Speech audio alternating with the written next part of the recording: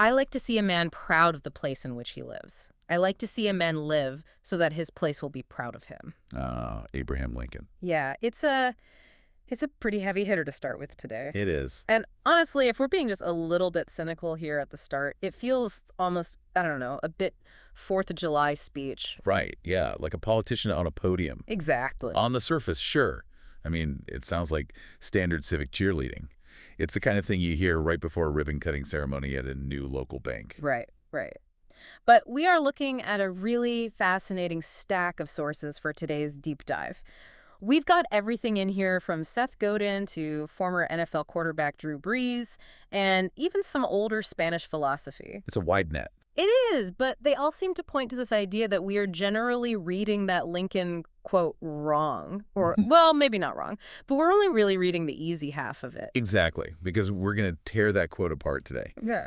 The second half of it contains a really radical inversion that most people just completely miss. Right, because the first half is pride of place. Which is easy. Totally easy. That's Yeah. just putting on the jersey, flying the flag out front, getting super defensive if someone insults your hometown on social media. Yeah, it's very passive. Exactly. You basically receive an identity, I'm a New Yorker or I'm a Londoner, and you just feel proud of it. Right.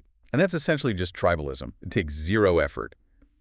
But Lincoln's second clause living, so that your place is proud of you, that completely shifts the burden. It really is. It moves everything from pride received to pride earned. And the sources we're digging into today strongly suggest that this isn't about, being famous. Mm-hmm. It's not about getting a bronze statue in the park or having the local library named after you. Which is fantastic news for me because most of us are definitely not getting statues. I am certainly not holding my breath for one. No, me neither. Most of us are going to fly under the radar. But what these sources describe is an architecture of daily living. An architecture. I like that. Yeah, it's a highly specific way of moving through the world that actually changes the texture of the community you inhabit. Yeah. It's really about how you operate on a random Tuesday morning when absolutely nobody is watching you. So that is a mission of our deep dive today for everyone listening. We are going to uncover that architecture. Because if you want to be the person Lincoln is talking about, the person who genuinely earns their spot in the community, we have to figure out where to start. And it starts with a concept that might actually feel a little backward, especially if you happen to be a perfectionist. Oh, I know this one. Yeah, according to the sources, you have to start before you're actually ready. Right. Action before readiness. Precisely. We have a really great note in the stack from the writer James Thurber. He says, you might as well fall flat on your face as lean over too far backwards. Fall flat on your face. So failing forward, it's a super catchy phrase. We hear it constantly in tech spaces and startup culture, but it hurts. It hurts. Falling on your face literally hurts. So why is Thurber advocating for the face plant? Because leaning backward is essentially the posture of safety. Mm-hmm. It's the posture of, well, I don't want to make a mistake, or I need to analyze this data some more before I actually contribute anything. Thurber is saying that the person who makes their place proud is the one who is completely willing to look messy in the service of real movement. Which connects directly to Carol Welch's point in the stack. She talks about movement as medicine. And we should clarify, she's not just talking about hitting the treadmill to burn some calories, is she? No, this is not a fitness tip.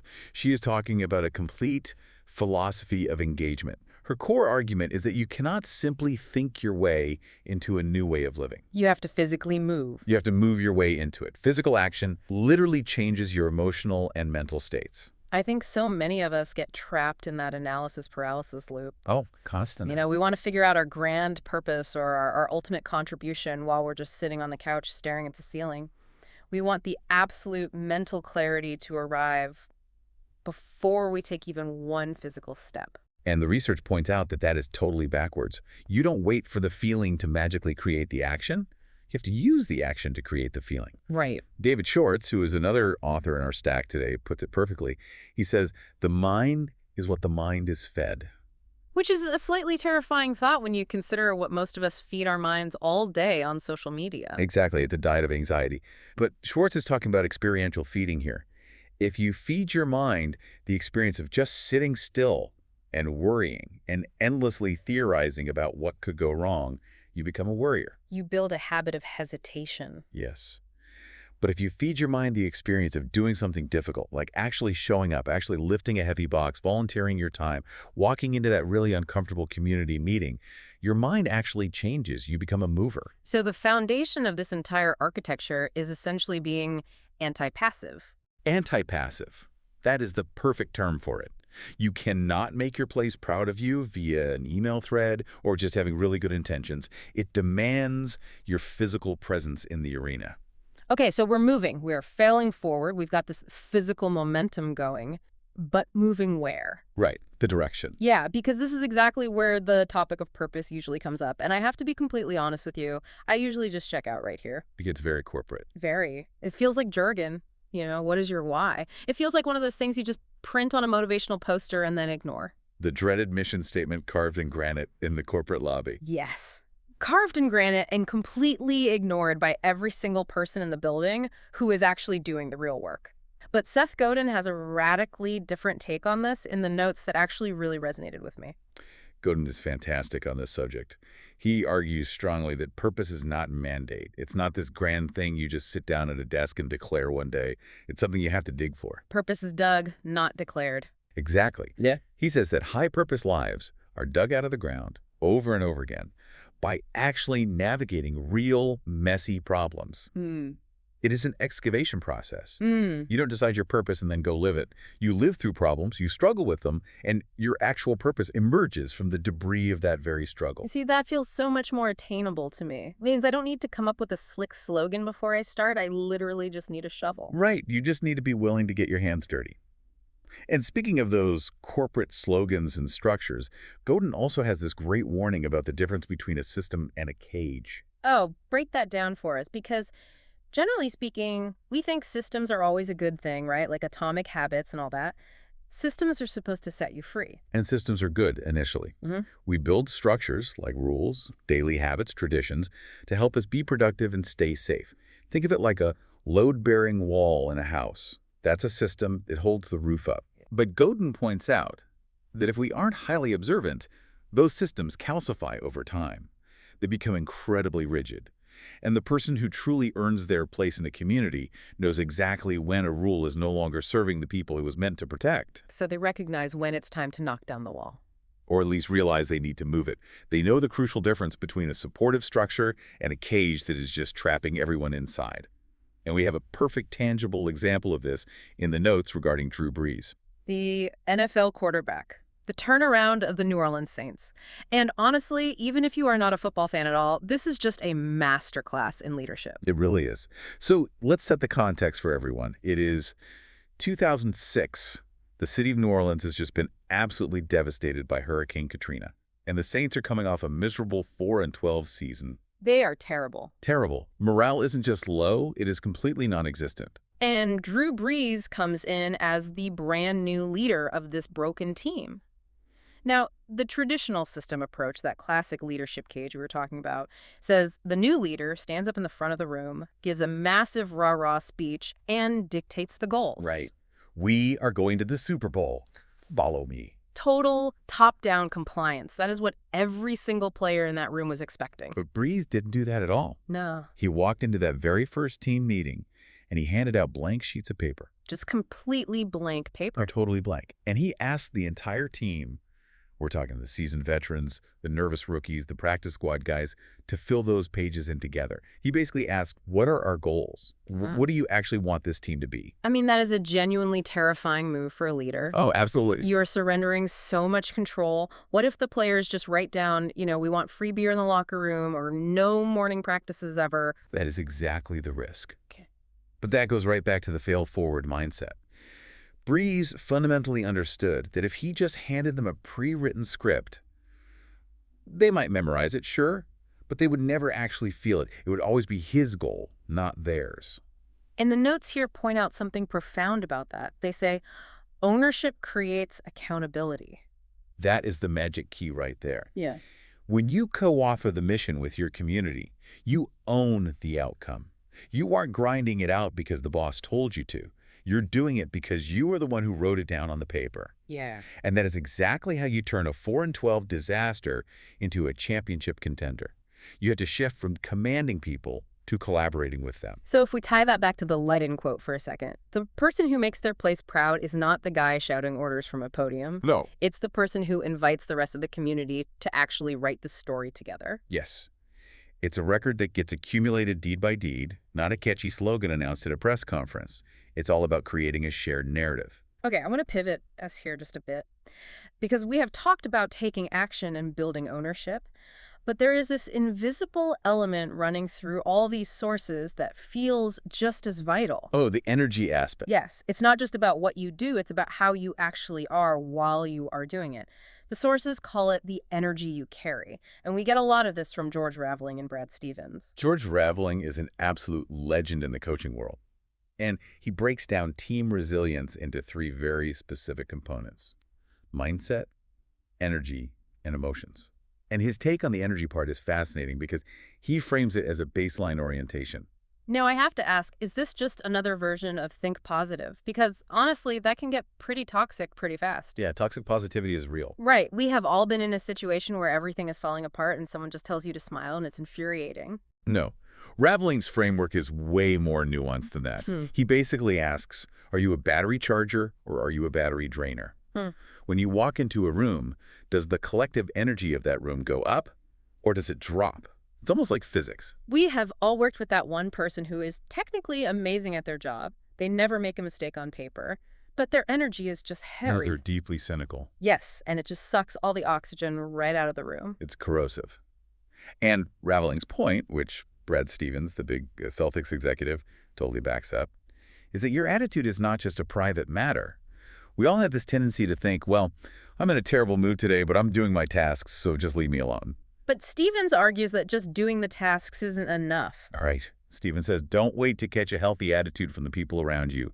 Be a carrier. Be a carrier. I love that phrasing. It frames a good attitude almost like a virus. Exactly, because contagion works in both directions. If you walk into a community meeting radiating stress and cynicism, you are actively polluting that ecosystem. Brad Stevens defines competitive character not just as physical talent, but as the ability to focus and genuinely care about the team when the lights are on, completely, regardless of how you might be feeling internally at that moment. And this brings up the concept of emotional regulation in the notes. And I want to make sure this is really clear for everyone listening. This is not about suppression, right? We're not talking about faking a smile. No, that is a huge distinction. Suppression is shoving the bad feeling down deep until you inevitably explode later. Right. Regulation is actively processing the feeling in real time so that it doesn't derail the shared mission. It's having the maturity to say, I am incredibly frustrated right now and I am exhausted, but right in this moment, my team needs stability, so I am going to project stability. So the person who earns their place is essentially acting as an energy filter for the community. They take in the stress, but they intentionally put out stability. They lift the room. You know these people in your own life. When they walk in, suddenly everything just feels a little more possible. That is a massive contribution to a place, even if that person never does anything traditionally heroic. Just their pure presence makes the place better. But, and I know there's pushback on this, what if you aren't feeling optimistic at all? What if you have just been through absolute hell? Yeah. Because it's really hard to be a carrier of good energy when you are carrying around a massive personal wound. It is incredibly hard. And that brings us to what I think is easily the most powerful story in this entire stack of research.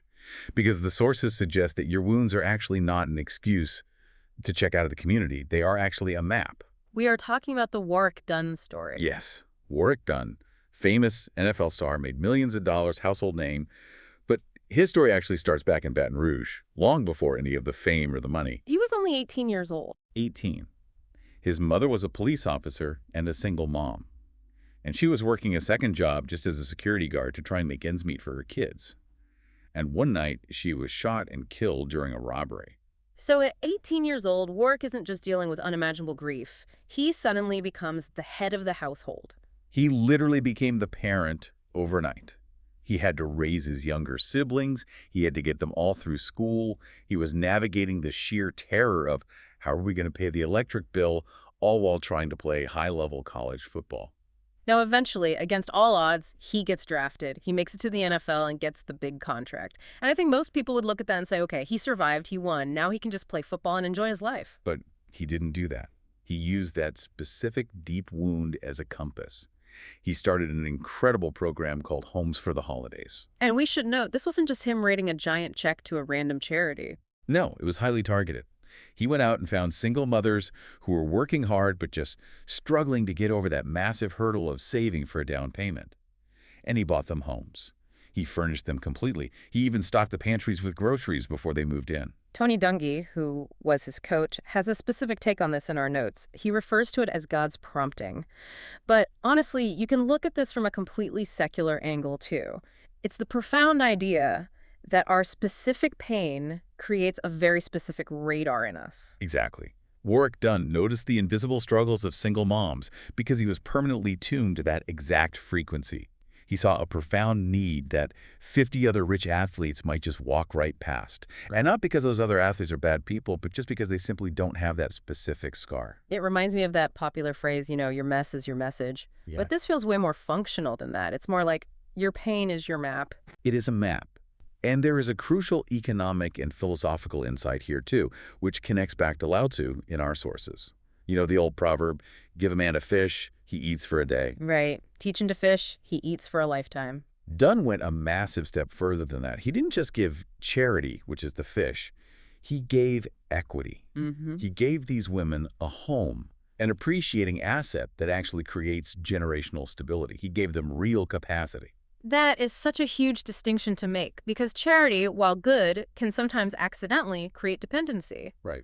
But equity creates actual freedom. He was quite literally trying to work himself out of a job. And that is the absolute highest form of service. The person who truly earns their place uses their own scars to identify exactly who needs help and then helps them in a way that eventually makes the helper completely unnecessary. Yeah. They empower the person to stand on their own 2 feet. That is so powerful. But I do have to ask about the long-term sustainability of all this, because doing this for the long haul, converting your trauma into service, constantly regulating your energy, failing forward over and over, that burns a ton of fuel. You can't just run on sheer adrenaline forever. No, you absolutely cannot. And the sources are very explicit about what the actual fuel source has to be.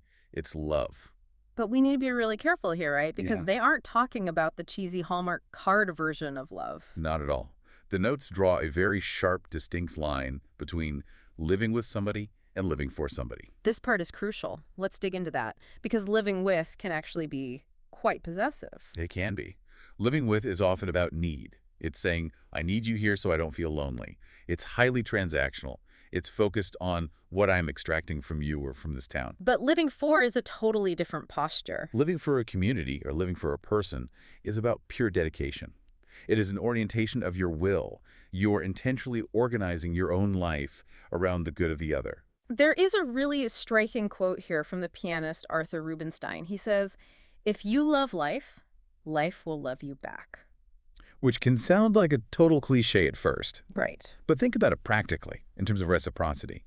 If you genuinely engage with your place, if you pour your energy into it, if you go out and clean up the local park, if you take the time to mentor the kids at the rec center, the place tends to pour right back into you. Yeah. It might not pay you in cash, but it pays you in connection Yeah. and a deep sense of belonging. You look around one day and you realize you stop feeling like a stranger in your own town. But that reciprocity takes time.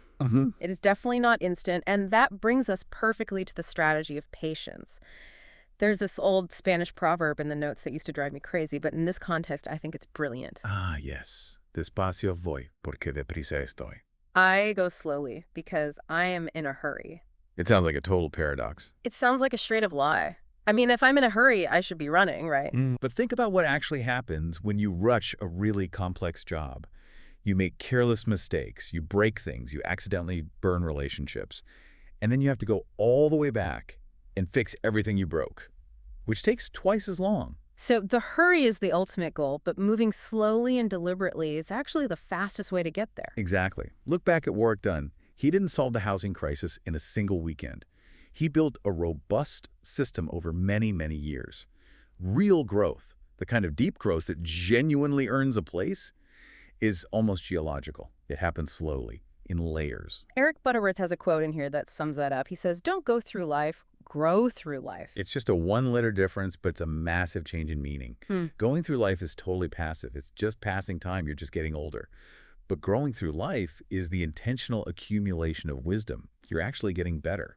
And for all the perfectionists out there listening, because I know you're out there, Mark Twain adds a really great lifeline to this concept. He says, continuous improvement is better than delayed perfection. That is the ultimate antidote to paralysis. Yeah. You do not have to be completely perfect today to make your place proud. You just have to be steadily improving. Success, at least according to all these sources, is just a few simple disciplines practiced every single day and compounded over time. So we really have the blueprint of this architecture coming into focus now. We have action being willing to fail forward. We have ownership handing out the blank sheets of paper. We have energy choosing to be a carrier. We have wounds using our pain as a map. And we have patience. But there is one final piece to this puzzle, and it's all about what we ultimately leave behind. Because the truth is, eventually you leave the place. Right. Whether you just move away or you retire or, you make the big final exit. Right. The legacy piece, Right. mentorship. But the notes take a really unexpected turn here. They bring up a concept from the author Robert Greene that sounds, well, honestly, it sounds surprisingly violent at first. Oh, you mean the old fencing term? Yes. Al maestro cuchillada. To the master goes the knife. Okay, you have to explain that one. Because if I go around stabbing my mentors, I am fairly certain my community is not going to be proud of me. It is a metaphor. So, in the old Spanish fencing circles, the absolute greatest compliment that a student could ever pay to their master was to become so incredibly skilled and so dangerously agile that they could actually touch the master with their blade during a bout. They could literally cut them. So it means they finally surpassed their teacher. Exactly. And a true master, a genuinely good mentor, actually wants the knife. They desperately want their student to become better than they ever were. That's the applying the knife part of the notes. Right. As a student, you internalize all the foundation that is useful from your teacher, but then you take the knife and you cut away all the parts that aren't working anymore. You don't just blindly clone your mentor. You take their hard work and you build something entirely new on top of it. We have a note from Nietzsche in here that echoes that perfectly. He wrote, "One repays a teacher badly if one remains only a pupil." And that is the stinging truth of it. If you just parrot back exactly what I taught you, you haven't actually learned anything. You have just memorized it. To truly make a place proud, you have to take the inheritance you were handed, the local culture, the knowledge, the city infrastructure, and you actively have to evolve it. Because a place isn't really proud of a child who just keeps everything exactly the same as it was in the 1950s. Yeah. It's proud of the child who takes that legacy and stretches it further than the parents ever could have imagined. Precisely. That is the ultimate sign of respect. You honor the people who poured the foundation by building a much taller building on it. So let's step back and look at this whole blueprint. We started this deep dive with Abraham Lincoln, and the fundamental challenge was to live so that your place will be proud of you. And we found that the architecture of that kind of life is highly specific. And above all, it's active. It is the body moving, not just the mind overthinking. It's the profound willingness to fail forward and look a little foolish in the service of real progress. It's the mind constantly feeding on difficult growth, not comfortable passivity.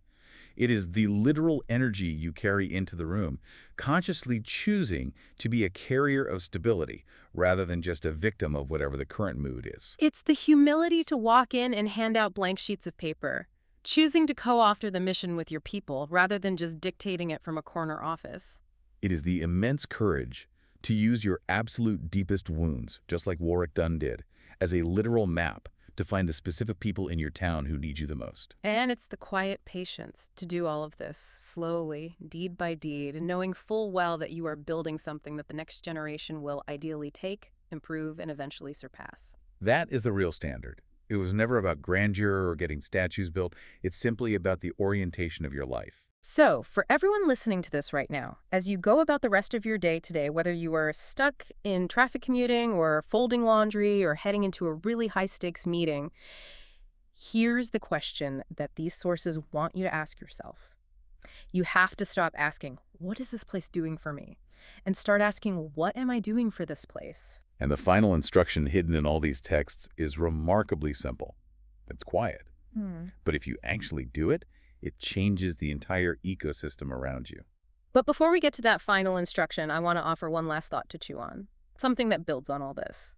What if the place you are working so hard to make proud is a place you know you eventually have to leave completely behind? Well, that's interesting. Right. It's like building a massive, beautiful sandcastle right near the water, fully knowing the tide is going to come in and wash it away.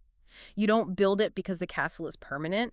You build it because the act of building it alongside other people is what matters. The pride is in the construction, not the permanence. That's a beautiful way to look at it.